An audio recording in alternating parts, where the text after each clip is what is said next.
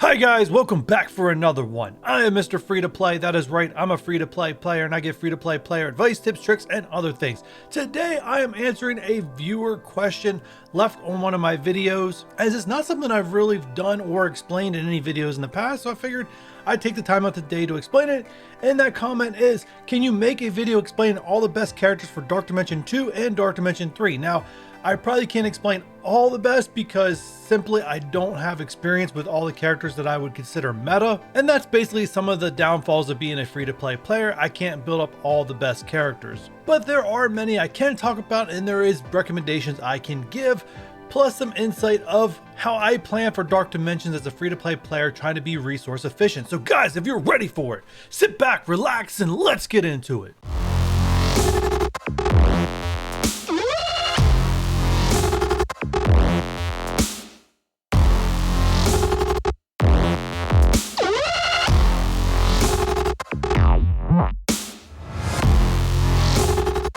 Alright, so Dark Dimension in general, no matter when you pick up this game or no matter where you are in this game, my recommendations, if you're free to play or a light spender, is always plan for the highest tier of Dark Dimension. So in the examples I'm going to give guys, I am going to be planning for Dark Dimension 4 and giving recommendations that trickle down. And the number one trap of all new players, and people always ask me questions about who do I recommend for Dark Dimension 1. The best advice I can give you is do not prioritize Dark Dimension 1. Clear it when you naturally get 5 characters to 6 stars. So currently, the natural progression in this game should be Dark Dimension 2, Dark Dimension 3, and then Dark Dimension 4, and Dark Dimension 1 you throw it in when you meet the requirements. Like I said, we are planning for Dark Dimension 4, so we're going to be following the tags that are in Dark Dimension 4. So the first tag, and we don't know what order they're going to appear, so I'm just assuming the order, but is global non-legendary characters. Now obviously, given the new patches coming out, which you guys are probably going to be live or is already live by the time this video sees this video, is Pimtech. Yes, if you can get your hands on these 5 characters, that is going to be the way to go for global non-legendary, as they get huge boosts, huge benefits with Dark Dimension. Now, there needs to be a warning. In the event you don't get all 5 of the characters and these are the 2 that you're left with, do not build Ant-Man and the Wasp. They get absolutely no benefit in Dark Dimension without the other 3, as their passes only kick in a full Pimtech team. Now, unfortunately, we don't know the path of this team going forward or when they're going to be farmable and stuff like that, so here are some things to look out for. 1, if the rumors are true that Pimtech will be needed for the next legendary, we're in for a good surprise because these characters will become farmable quite quickly. On the flip side of that, there is already rumor starting to creep up that Ghost may become a premium exclusive orb character. If so, then most likely this team will not be needed for the next legend, which means that the other 2 members alone won't even become farmable until 6 months, 7 months down the road. So you're probably looking at June until 2 of the characters are farmable, and the other one, cross your fingers, hope they pop out of a premium orb.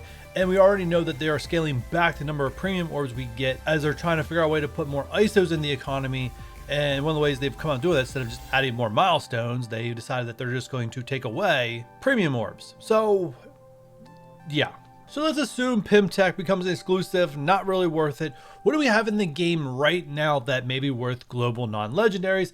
And that's going to start with probably the 5 that I recommend the most is Baron Zemo, Mr. Sinister, Emma Frost, Ultron, Taskmaster. Now, if you're playing the game currently, you're getting yourself Emma. Emma is viable even at 3 red, 3 yellow, and Dark Dimension 3. I don't know if she'll be fully viable in Dark Dimension 4. We don't even know if ISOs, the foes that we're going to be facing in Dark Dimension 4, are they going to have ISOs? If so, it makes things much more complicated.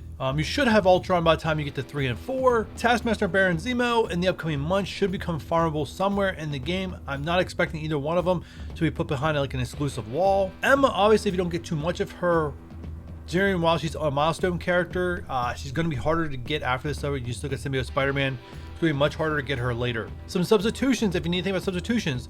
These are the 3 that I have down as substitutions. Probably not the greatest substitutions in the world, but once again, guys, we're not rocking legendaries here. X-23, Negasonic, not bad for damage, and they do synergize well with Mr. Sinister, as Mr. Sinister can heal them and give them other buffs. And then you got Yo-Yo. Since there's no other protector showing, She can apply offense down to the enemies, but again, it's a game of focus versus resistance, which she may not have enough focus to apply. And I do show recommendation ISO classes on people. I think it's a clear cut why they get the ISO they get. Everyone else, I think it could be between more than just one ISO could be considered. Emma, obviously striker, because if you can get characters marked, she hits twice and can clear debuffs twice. Mr. Sinister to boost what healing he can do. Yo-Yo if you have her, Skirmisher just to get people tagged. Moving on.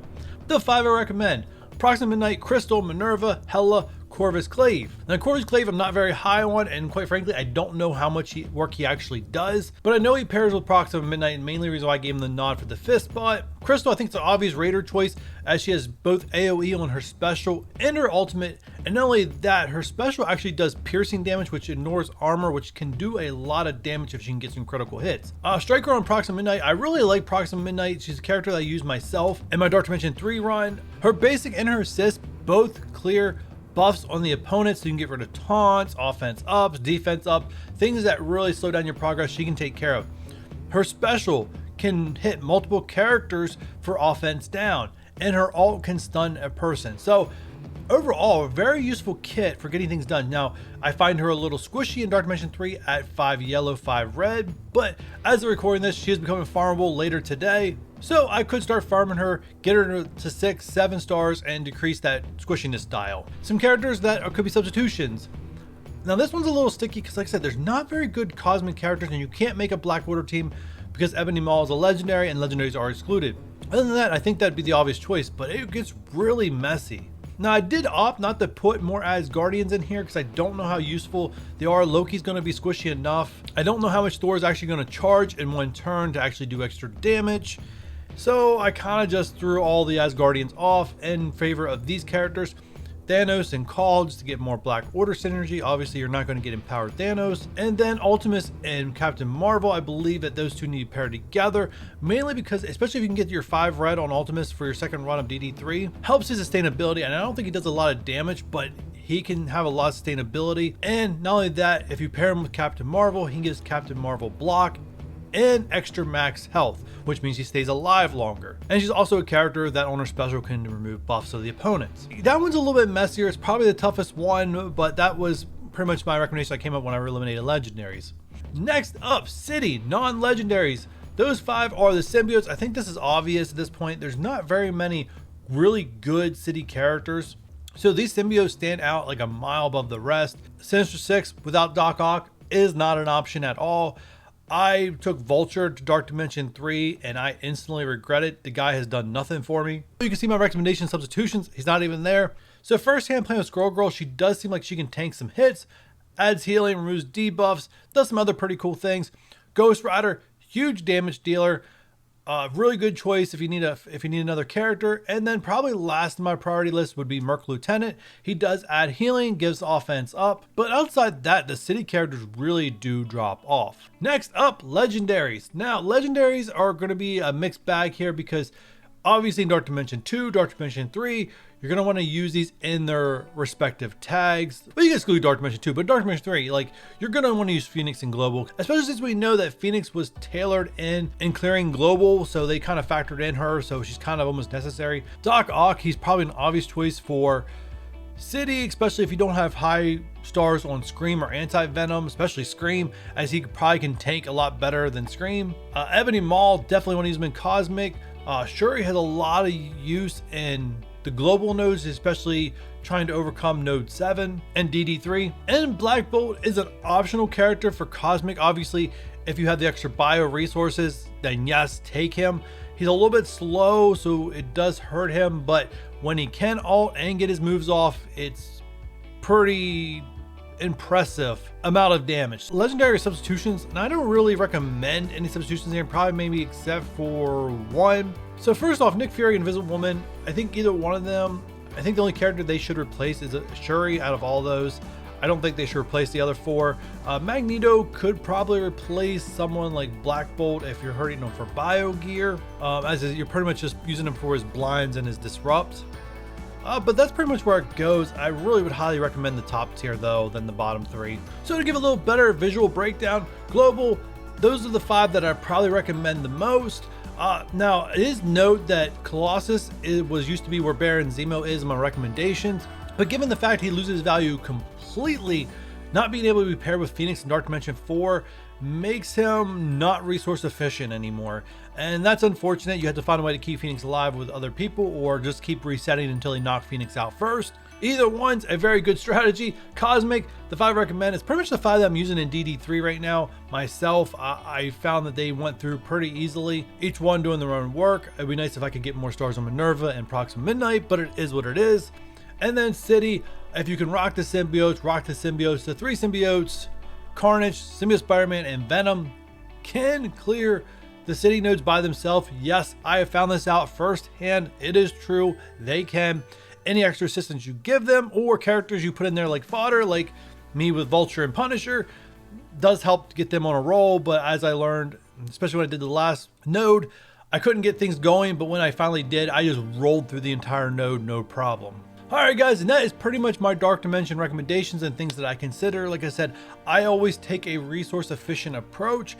Now I know in some of these cases it's a lot of mutant gear or a lot of bio gear, but that kind of is what it is. And if you're someone who's starting this game early and you have options to start collecting that kind of gear, start collecting it early. You're going to need it. And then you won't have to do what I did as being an active player when Dark Dimension 3 already came out, and I was pretty much trying to find a way to spread out my resources just to get 15 characters, even if they weren't the 15 best. And with that said, if you guys enjoyed this video, give me a thumbs up. If you're new here and haven't done so already, hit that subscribe button. And if you don't want to miss any viewer questions that I answer, hit that notification bell. And with all that said, I will catch you guys on the next one. Bye.